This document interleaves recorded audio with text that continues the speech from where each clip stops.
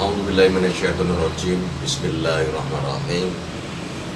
Assalamualaikum warahmatullahi wabarakatuh. Para sahabat-sahabat saya di YouTube, di sini saya akan sedikit membagi pengalaman ya. Saya berpendapat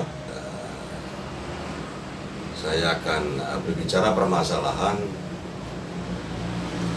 cara menyederhanakan berpikir tentang organ-organ tubuh atau fungsi-fungsi organ tubuh, organ-organ utama.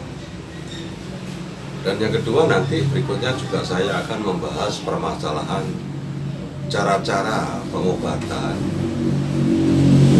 yang mana yang harus kita dahulukan ya. Itu. Para sahabat YouTube, di sini saya akan membahas organ liver ya, organ hati yang fungsinya sangat kompleks, sangat berat di antara organ-organ yang lain. Karena organ-organ yang lain selain liver itu adalah anggota ya, atau anak buah ya. Yang pertama, saya akan bicara jantung. Jantung fungsi dasar yang utama adalah memompa darah dan membawa zat-zat hasil dari proses metabolisme liver dan membawa limbah dari seluruh tubuh untuk diekskresikan ya. Yang kedua, yaitu permasalahan paru-paru, yaitu fungsi dasar atau fungsi utama hubungan dengan oksigen. Paru-paru menghirup oksigen untuk membantu atau melengkapi pembakaran dari proses metabolisme liver. Karena Anda tahu, liver adalah tempatnya penyimpanan, memfilter, persenyawaan, dan banyak lagi tugas-tugas yang harus dikerjakan oleh liver. Jadi sangat kompleks, makanya liver dibantu oleh beberapa organ yang penting. Berikutnya yaitu berhubungan dengan usus besar. Usus besar adalah tempat sampah tubuh dalam bentuk kotoran, hasil proses dari metabolisme liver. Permasalahan BAP jangan dianggap sederhana. Jadi jangan sampai BAP itu 3 hari sekali, seminggu sekali, atau BOL kering, atau sehari beberapa kali. Itu menghambat proses kesembuhan. Tidak ada bagusnya obat, tidak ada manfaatnya obat. Selama minum obat, selama Anda minum nutrisi, jika pembuangan sampah tubuh dalam bentuk kotoran tidak terbuang, itu tidak ada manfaatnya sama sekali. Malah Anda makan sesuatu menambah beban permasalahan di proses cerna Anda. Dan yang keempat adalah organ ginjal. Organ ginjal adalah tempat limbah tubuh dari hasil proses metabolisme liver. Jadi tempat penyimpanan limbah, penyaringan dan pemisahan, penyerapan ya. Jadi lewat organ ginjal dan diekskresikan melalui kandung kemih. Para sahabat-sahabat saya di YouTube, perlu Anda ketahui, fungsi liver sangat berat. Tapi karena liver adalah organ yang tangguh ya, organ yang kuat.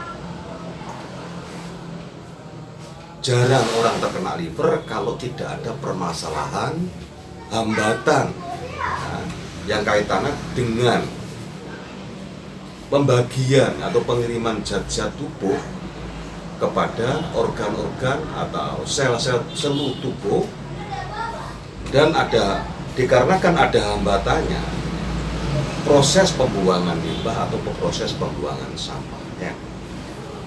Itu kalau itu terjadi ada hambatan, bisa jadi dari saluran kencingnya, terjadi uremia, ya.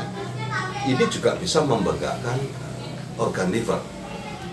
Terjadi saluran hambatan yang ada di saluran empedu, terjadi pengeristalan, penggumpalan abnormal, yaitu penggumpalan lemak abnormal atau penyimpanan abnormal, ya, lemak di saluran empedu, itu juga mengganggu, bahkan Anda bisa terkena penyakit kuning, ya, atau hepatitis, ya. Ingat, jangan sampai terjadi pengerasan atau pembengkakan di liver.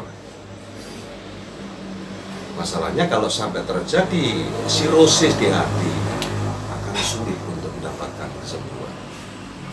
Jadi perlu Anda ketahui, fungsi liver sangat berat sekali, wajibannya banyak.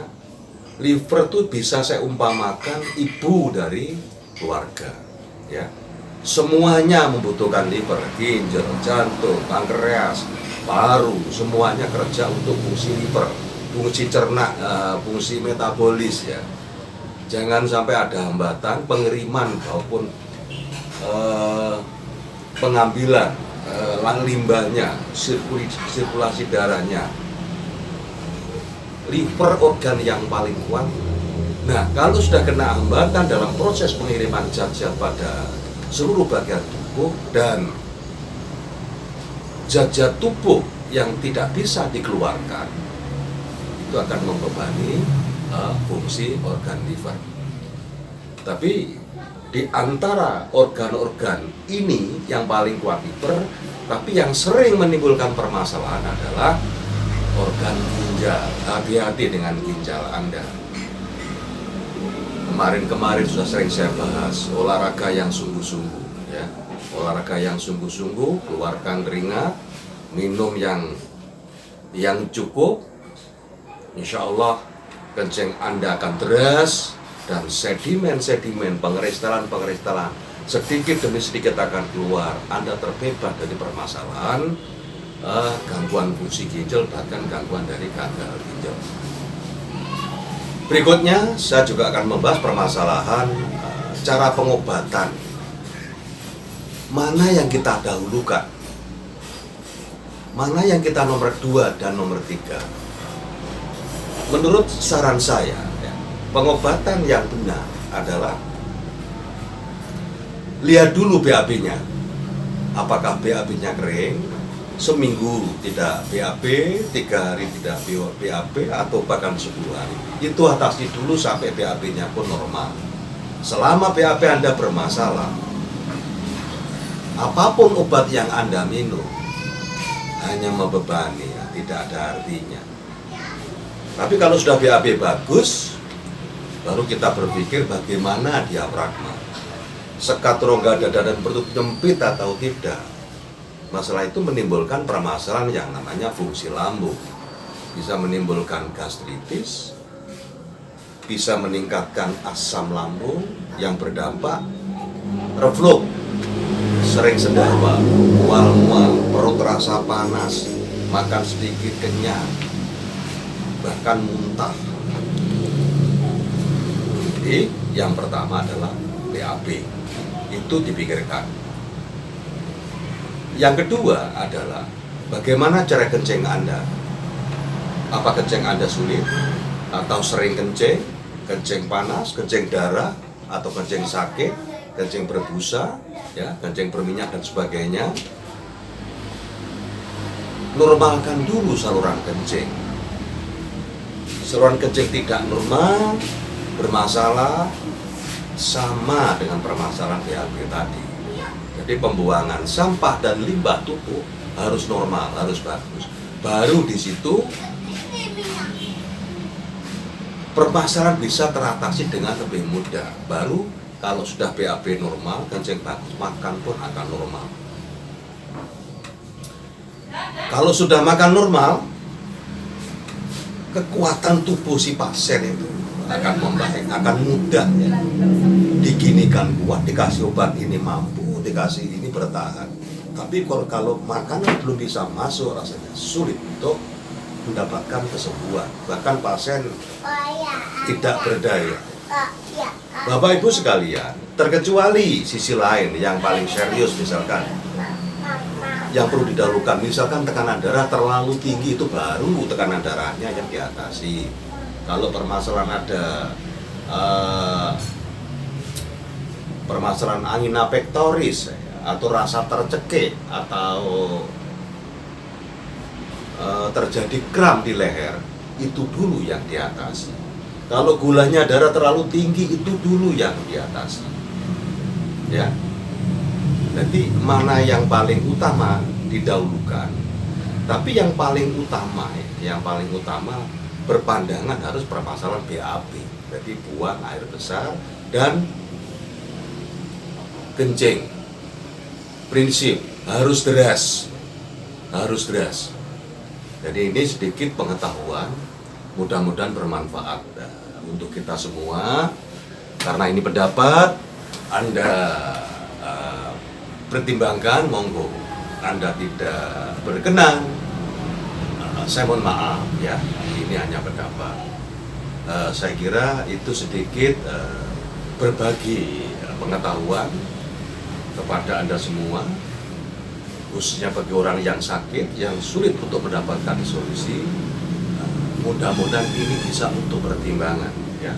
Ini jadi jangan permasalahan penyakit jangan dikaitkan dengan permasalahan yang aneh-aneh ya.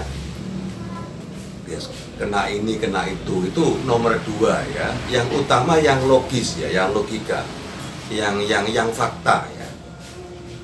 Ya kalau Anda memang kesulitan, tidak ada lagi caranya ya, konsultasi sama dokter. Itu jalan kita untuk mendapatkan pengetahuan atau mengetahui sesuatu, ya kita konsultasi kepada Pak Dokter atau Bu Dokter. Kiranya sekian saja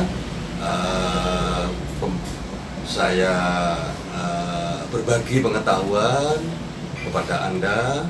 Saya mohon maaf. Wabillahi taufiq wal hidayah. Wassalamualaikum warahmatullahi wabarakatuh.